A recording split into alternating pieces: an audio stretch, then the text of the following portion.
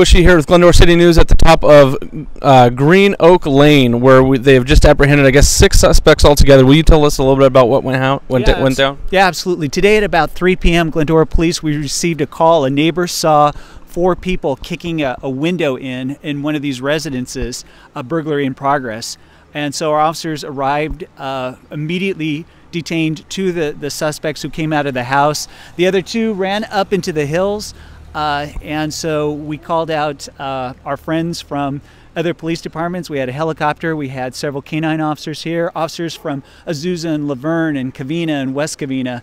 And we eventually found them hiding up in the hills just moments ago. It's a little after 7, so after about 4 hours of looking for them, we found them way up in the hills. Without the helicopter, without the dog, we wouldn't have found them. Okay, I know there's 2 female suspects apprehended, and then the 2 male suspects that we witnessed over here. Tell us a little bit about how you had to go to get them. I think they were going up the hillside, literally, right? Yeah, absolutely. Once our officers identified them, found them hiding deep in a ravine, they took off running. We had officers completely surrounding them up on the hillside, yet they wouldn't give up.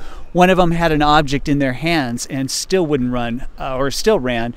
We released canine, our new canine Bo, released him on one of the suspects and was able to stop him and take him into custody. And that was Bo's first bite, as we put it? Bo did magnificently. We're very proud of Bo. He did exactly how he was trained.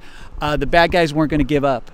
And even one of the officers deployed a less lethal stun bag round. Okay. It's a bean bag coming out of a shotgun.